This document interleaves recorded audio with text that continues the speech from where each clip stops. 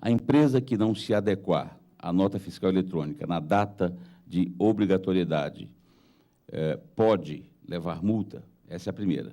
Na mesma pergunta, qual o prazo que a empresa tem para se adequar à NFE a partir do momento que está obrigado a fazê-lo? A partir do momento que está obrigado, o prazo é esse. Então, uma empresa que eventualmente estava obrigada em 1º de dezembro de 2010, o prazo é 1º de dezembro de 2010. Ela teria que, antes dessa data, começar o processo todo de aquisição de certificado e procura de solução. Sempre as datas da obrigatoriedade indicam a data limite para começar a emitir nota naquela situação. Quanto à penalidade, isso depende um pouco de cada UF e de algumas outras condições. O importante é assim, se você, a partir da data que está obrigado, não emite nota fiscal eletrônica, todos os seus documentos são considerados inidôneos e você pode ser enquadrado na legislação de venda sem nota, né? E aí vai depender de algumas atribuições, podendo ser 100% do valor da nota, aí depende de algumas situações de multa, mas com certeza há uma penalidade, sim. Qual o impacto recente e mais importante para as empresas e o seu benefício com a nota fiscal eletrônica? O impacto são aqueles que a gente tentou exemplificar nos slides, né?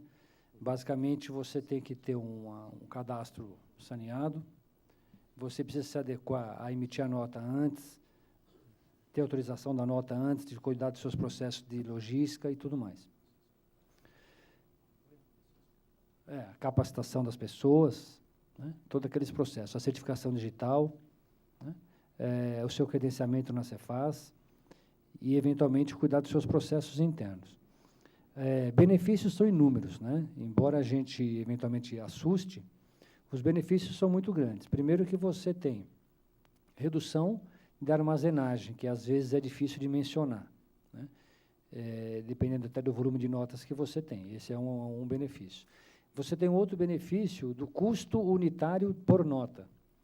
O custo unitário por nota, quando você emite no papel tradicional, formulário contínuo, em vias, versus a emissão no DANF, em formulário comum, dependendo do volume, as condições que você compra de formulário, né, tudo isso, tem vezes que a nota fiscal eletrônica, o custo unitário por folha chega a ser 10%, 15% de um custo de uma nota normal. Então, se você emite 1.000 notas, por exemplo, e economiza em cada nota 50 centavos de custo de papel, você paga o certificado digital que vale por 1 ano, paga a solução e ainda tem 11 meses de lucro naquele custo que você evita do formulário, né? Então, o custo é muito barato. Não só do formulário, o custo da impressora, né? As impressoras matriciais, que muitas empresas utilizam na emissão das notas, têm um custo alto.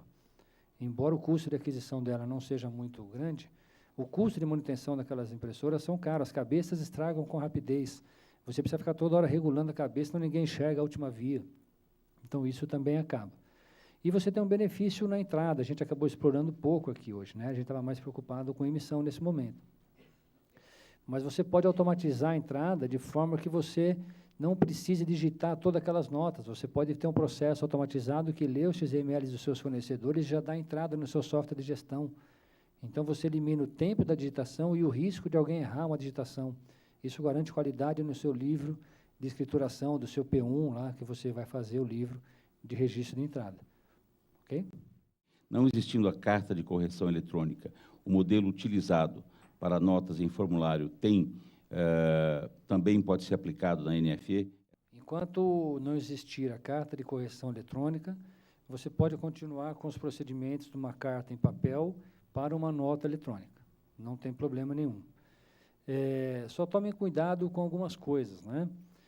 A própria carta de correção, da forma que ela é hoje, em papel, a gente já não tem poder, não podemos alterar um monte de coisa que muitas vezes alteramos, né? Então, tem várias situações de uma nota que elas não são passíveis de correção via carta de correção. Então, tomem cuidado só com que campos que vocês estão corrigindo. De uma forma bastante genérica e geral, a carta de correção eletrônica ou a carta de correção tradicional, ela não pode alterar na nota nada que identifique as pessoas envolvidas, então, por exemplo, o destinatário, o emitente, e não pode alterar a característica da operação, e não pode alterar os valores dos impostos. Então, sobrou nada. Né? Certo? Sobrou quase nada. Sobrou para você falar se a caixa que você está pondo era verde ou azul, que isso não faz a menor diferença. Você não pode alterar dados do destinatário, não pode alterar imposto, não pode alterar quantidade, porque alterando a quantidade, altera imposto. Então, é muito pequeno a quantidade de carta de correção que a gente tem. Existem outros artifícios que a gente deveria utilizar e não usamos, que é a nota complementar, ou coisa do tipo, que a gente acaba confundindo e acha que aquilo é uma carta de correção. Na carta de correção eletrônica, para vocês terem uma ideia como que é a situação, era um processo que o fisco, a princípio, não queria disponibilizar. Ele queria que isso acabasse de vez com a nota fiscal eletrônica. De tanto as empresas pressionarem, eles acabaram liberando um modelo que é bastante engessado, ele é bastante rígido, assim. Você vai ter um campo livre de 1000 caracteres, 1000 posições, para digitar o que você quiser de correção. Né? Então, imagina que você vai pegar uma carta de correção eletrônica, vai chegar lá em algum momento e digitar descrição correta do produto do item 2, tá? Vírgula, descrição correta. Vai ficar um negócio até meio esquisitinho e feio, né? Não é muito prático. Só cuidado com os campos que a gente altera na carta de correção, tá bom? A nota fiscal eletrônica gera algum crédito, tipo nota fiscal paulista? A nota fiscal eletrônica que nós estamos falando aqui, como sendo um pilar do SPED, não tem nada a ver com a nota fiscal eletrônica de serviço, né? São duas iniciativas, uma nota fiscal eletrônica nacional e de mercadoria. Depois, cada município tem a sua nota fiscal municipal de serviço. E existe o programa da nota fiscal eletrônica, aquela que todos nós damos CPF para pedir a nota, que aquilo nos dá alguns créditos, né? Alguns dinheirinhos de volta em alguns momentos do ano. Esses são processos independentes, diferentes. Eles só têm o mesmo nome. Né? Por acaso, essa obrigação, que a gente chama nota fiscal eletrônica, que dá crédito, que existe, né, no Estado e na Prefeitura também, recentemente a nota fiscal carioca também fez esse mesmo processo, existem outras obrigações acessórias que prestam essas informações. Então, outra vez que você vai lá numa loja de sua conveniência, comprar a sua TV que você gosta, e você pede uma nota fiscal, por exemplo, para tentar resgatar um pouco daquele dinheiro que você pagou lá de impostos. A empresa, ali, ele pode estar emitindo para você ou uma nota fiscal eletrônica ou uma nota normal, dependendo do momento que você comprou isso, ele já estava obrigado ou não. Independente disso, existe o crédito. Para que você receba o crédito, a empresa precisa entregar uma outra obrigação, que nós não estamos falando aqui, que é o REDF, que é o Registro Eletrônico de Documentos Fiscais. Toda vez que você informa um CPF ou alguma empresa informa o CNPJ, o emitente gera alguns arquivos por mês e envia para o governo, para ele poder depois te devolver os créditos. Então, não tem nada a ver a nota fiscal eletrônica com os créditos que você recebe. Coincidentemente, pode existir algum programa vinculado a isso, mas não tem nada a ver, são coisas diferentes. No site da CSP, é possível consultar a NF, a nota fiscal, por quanto tempo? Segunda pergunta. Caso o cliente perca a nota fiscal e solicite uma cópia, qual o procedimento?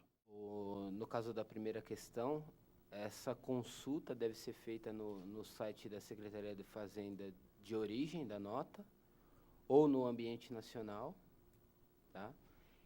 Esses XMLs eles estarão disponíveis para o nosso cliente, o nosso associado, 5 anos mais o ano vigente, ou seja, em qualquer momento você pode reenviar esse XML para o seu destinatário.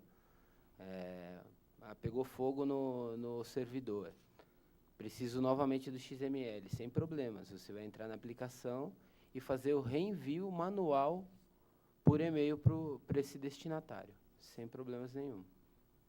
Sem limites também, tá?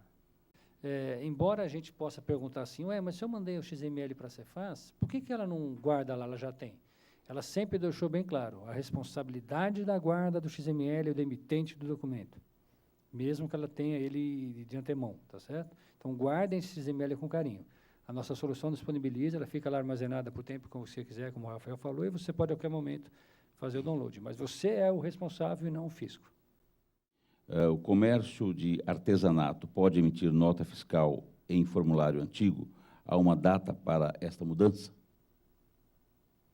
Ele não especificou ninguém? Eu não sei o caso aí, né? A gente precisaria pegar o seu KNAI e verificar se ele já está numa das listas do protocolo ICMS 142, 2009. De cabeça, não sabemos. Assim, são 14 páginas de listas e KNAIs que estavam com cada obrigatoriedade em cada data.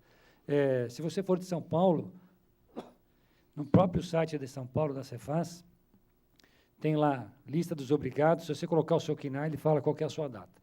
Tá? Eu devo lançar os zeros na nota eletrônica quando a nota começar com zeros. O que fazer? Sou obrigado a lançar no meu sistema que uma nota foi cancelada e só enviar essa informação para o Cefaz? São 9 posições numéricas. Então, os zeros à esquerda podem ser suprimidos, né? Inclusive, o DANF é impresso sem os zeros à esquerda. Contudo, não confundam essa informação com qualquer outra obrigatoriedade, outra obrigação acessória, que exige o campo totalmente preenchido. Quando você for gerar essa outra obrigação acessória, esse programa de geração deverá completar os zeros à esquerda até o tamanho total do campo. Tá certo? Quanto à segunda pergunta na utilização do cancelamento, hoje você tem um prazo para cancelamento que é definido em 168 horas, que não quer dizer 7 dias, certo?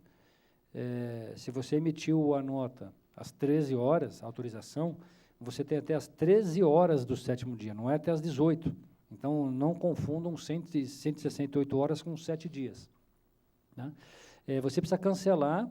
O ideal é que você sempre faça assim, se você tiver um software de gestão, né, depende do tamanho da sua empresa e tudo mais, que essas informações elas sejam unificadas, que elas partam sempre do software de gestão e a gente possa fazer a integração com a nossa solução. A gente não abordou aqui, mas existe a possibilidade de, caso você não queira digitar por essa solução, você pode continuar com o seu software de gestão e fazer a integração dos dados e utilizar a sua parte da mensageria. Tá certo? Porque aí você já tem um sistema de gestão, de vendas e tudo mais lá, não tem problema.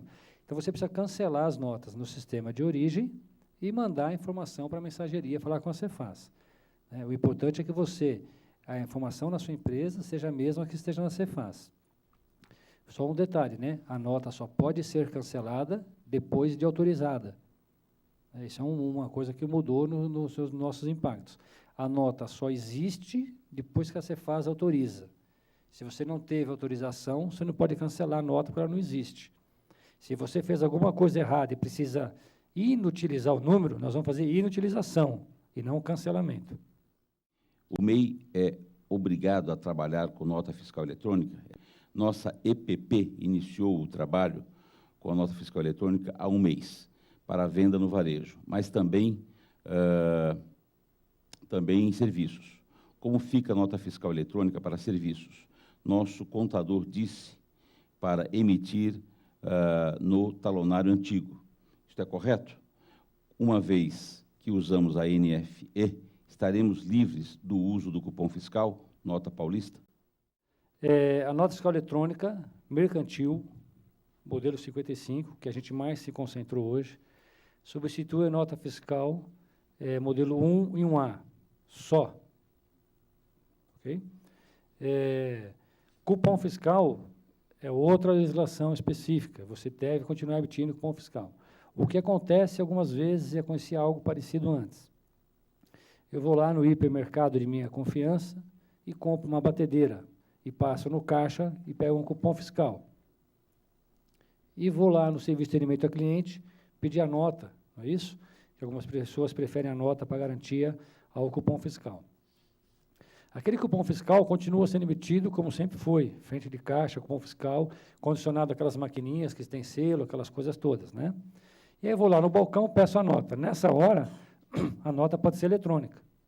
E ela vai ter as mesmas informações que quando você fazia em papel já tinha, né? ICMS recolhido pelo cupom não sei das quantas, no dia tal, tá bom? Então, a nota não substitui o cupom. Existe já o cupom fiscal eletrônico, né? É uma legislação recente.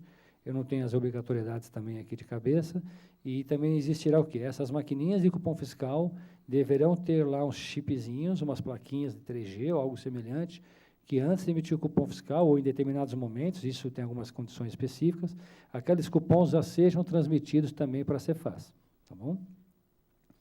Quanto às obrigatoriedades, assim, o fato de você ser EPP ou não te exime de emitir nota, você vai ter que basicamente ver o seu KNAI. Se o CNAE for obrigado a emitir nota, você tem que emitir nota. Não confunda a nota fiscal de serviço com mercantil de novo, né? A de serviço, em São Paulo, até onde eu acompanhei, essas coisas às vezes mudam muito, todo mundo está obrigado a emitir nota fiscal eletrônica. Tá? Você não pode emitir nota fiscal eletrônica em papel.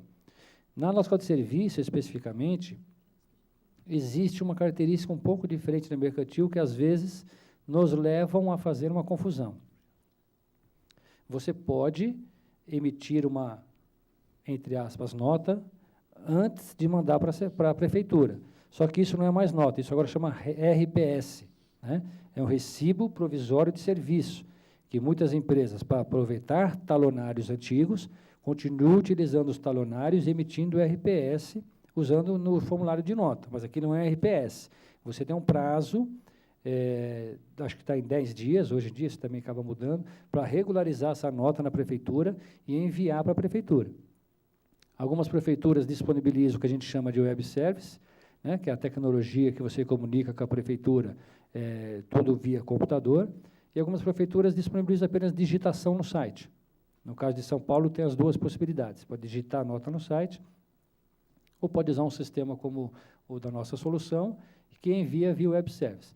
Claro que usando um sistema específico para isso, você tem maior gerenciamento das notas, as notas ficam na sua empresa, tudo lá, você pode usar compartilhado, um monte de coisa. A própria nota mercantil, existe um programa gratuito do Fisco, mas ele é monousuário, você pode usar no lugar, não guarda os XMLs ali, você não tem uma tela de pesquisa no gerenciamento de notas, para reimprimir um DUF é uma situação um pouco mais delicada. Tá? Então, a nota fiscal de serviço tem que emitir. Você pode emitir antes o RPS e tem 10 dias para regularizar e ter a nota fiscal eletrônica. A nota fiscal eletrônica de serviço depois menciona, RPS e tal.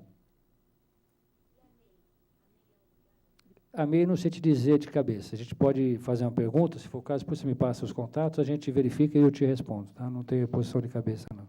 Quando o cliente não está ativo na receita, a nota rejeita.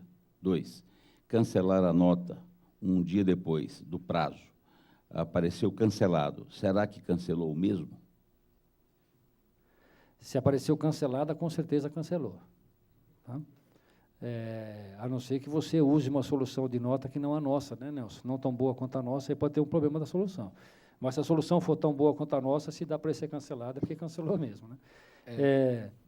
Não, é interessante que o Rafael apresentou foi online. Vocês viram que o tempo de resposta e a velocidade, como é que funcionou tudo direitinho. Aquilo foi de verdade, aquilo foi feito via internet. Não foi simulação em outro equipamento aqui, não. Aquilo foi no servidor mesmo. Era só isso. Por isso que eu estou dizendo que o sistema é bom. Até se nós pegarmos... Fala um pouquinho mais perto, por favor, para o pessoal. Até se pegarmos lá a chave de acesso da nota e consultar na Cefaz, talvez a gente não tenha feito isso na hora, por causa do tempo. Essa nota vai constar na base de dados de homologação da Cefaz. Isso é uma nota de fato. Quanto ao outro pedaço da pergunta, do ativo, algumas Cefaz denegam a nota quando tem problema com o destinatário. Percebam, né? Tomem cuidado com os nomes. A nota não é rejeitada por problemas do destinatário. A nota é denegada. Você não pode mais emitir para aquela pessoa. Rejeitada é quando é uma situação que permite correção de alguma informação. Atualmente, nem todas as UFs estão validando o destinatário. Né? Algumas estão, algumas não. A maioria não valida. Né? Então, você não vai ter problema. Se você tiver uma nota denegada, esqueça a venda para aquele cidadão até que ele regularize a situação dele. A regularidade pode ser temporária, ele já corrigiu e não acertou lá junto ao fisco, né? Pode ser uma série de coisas. Você deve contatá-lo. Eu não consegui emitir para você porque você está denegado. Eu tive pessoalmente no pessoal do Paraná, a gente teve uma situação a ser tratada lá, eu fui visitar o pessoal da Cefa, e a gente fez uma questão bastante interessante. Né? Quando você está emitindo uma nota online e você está com comunicação com a Cefaz, e é uma Cefaz que valida o destinatário, tipo Paraná, não tem problema, porque você sabe, você conseguiu comunicação com a Cefaz e teve a nota denegada, você fala, opa, você é obediente, não vai para frente. Mas é na situação de contingência, né? Quando você vai tentar falar com a Cefaz está indisponível e você emite a nota em formulário de segurança, porque é uma faculdade que a lei te dá. Aí você emite em formulário de segurança e transporta a mercadoria, entregou.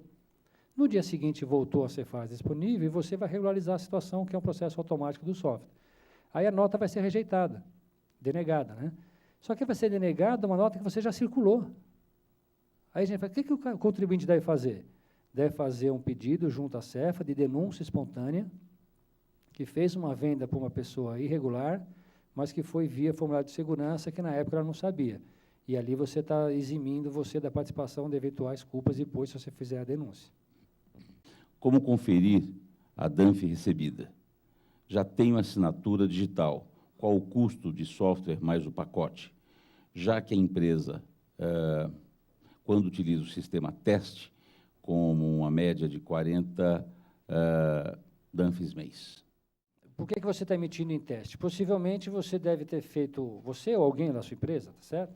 Em algum momento, um download de uma versão free, igual você eventualmente pode fazer de qualquer software, né? Existem vários softwares.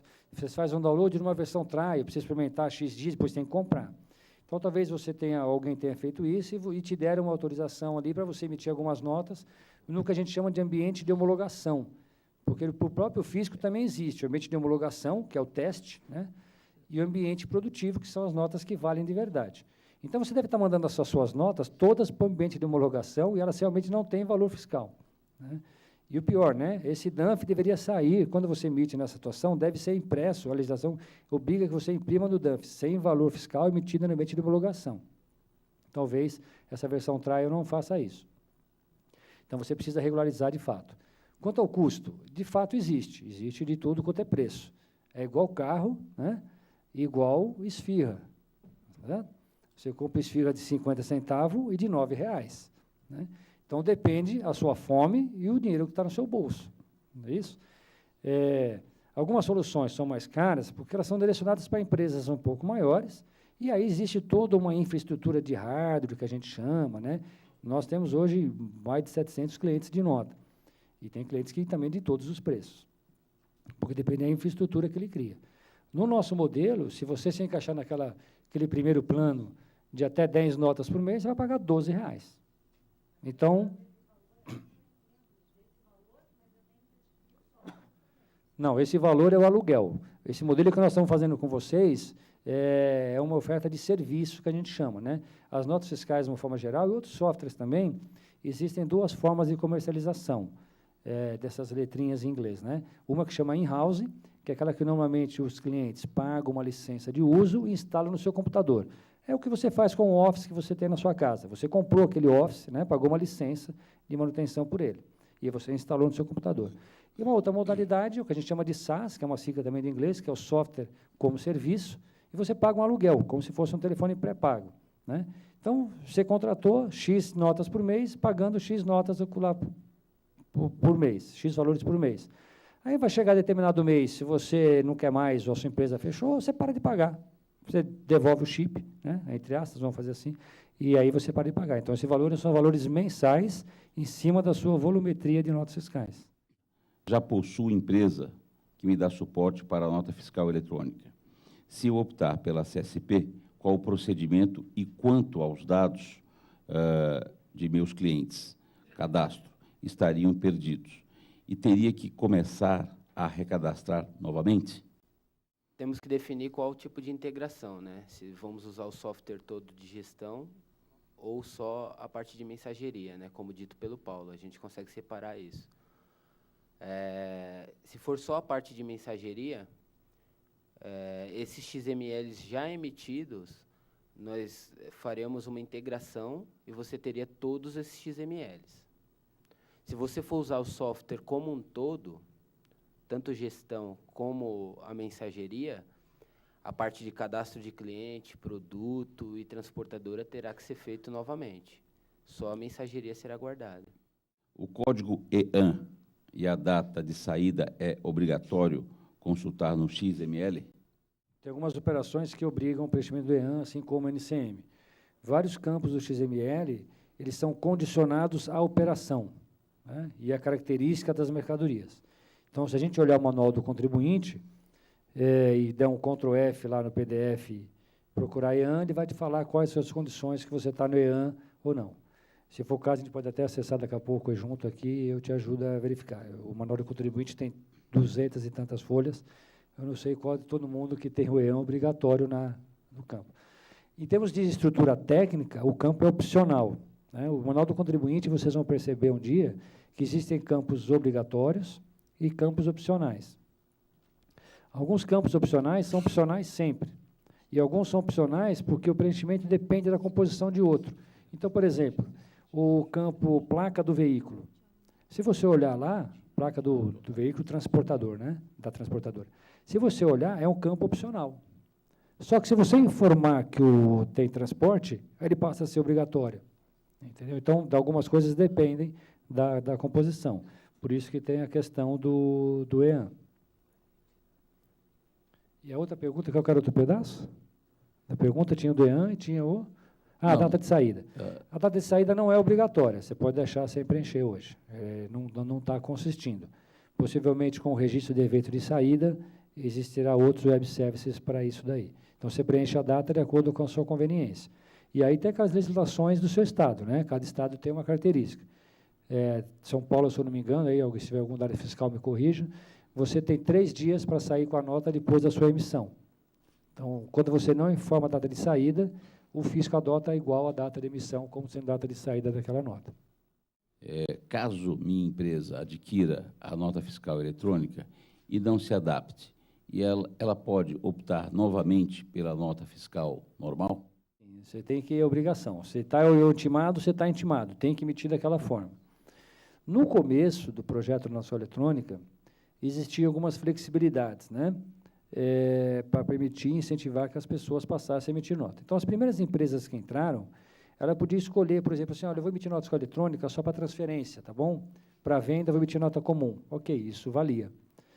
Vou começar a fazer os testes aqui, daqui a pouco eu emito. Ele ficava 1 ano testando, não tinha problema. Depois a legislação começou a apertar, mais empresas obrigatórias e tudo mais. Hoje é assim, você tem uma data obrigatória, a partir daquele momento você tem que emitir as notas somente no formato eletrônico, né?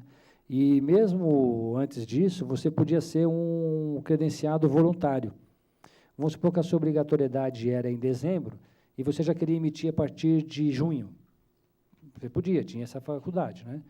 Só que o que aconteceu nos últimos meses? Você tinha 3 meses no máximo de teste. Se você falasse lá, por exemplo, em janeiro, eu quero agora começar a brincar com esse negócio aí, dá uma pecinha para mim. Você tinha que entrar em produção em abril obrigatoriamente, né? Porque eles começaram a apertar o circo. Então, hoje, assim, você emitiu nota, é para todas as operações, não tem nenhuma que você pode emitir em papel. Desde quando é obrigatório a nota fiscal eletrônica mercantil? Informações, o PIS e CONFINS. Onde encontrar esta obrigatoriedade na legislação e qual é o respaldo legal que eu tenho para isso? O PIS na nota existe desde que a nota foi criada, a primeira obrigatoriedade em 2008. O Manual do Contribuinte, disponível no site da Cefaz, né? Você tem um portal nacional. Se você for lá no Google, uma ferramenta de busca, digitar Portal Nacional da Nota Fiscal Eletrônica, você vai ter o endereço lá da fazenda.gov.br, portal Nota Fiscal Eletrônica, e tem lá todos os manuais. O Manual do Contribuinte dita lá as coisas. E aí tem outras legislações, lá cita todas as legislações da nota, desde a primeira que instituiu, que é a Justine-F 7/2005, e todas as outras que foram complementando alguma outra obrigatoriedade e tudo mais. Eventualmente, você precisa calcular PIS e COFINS nas operações que tenham PIS e COFINS, tá certo? É igual ICMS e IPI, né? Então, você tem a situação tributária. Qual que é o seu código de situação tributária de ICMS numa nota? Por exemplo, isento. Aí você não informa ICMS, tá certo? E a mesma coisa para o PIS e COFINS. Aquela operação que você tem, aquele tributo, aquele produto seu é monofásico, é cumulativo, é tributado, não é, a operação é isenta, aí você precisa ver todo o enquadramento. Se for uma operação que é tributada e a mercadoria é, por exemplo, da forma cumulativa, tem que informar obrigatoriamente no XML da nota.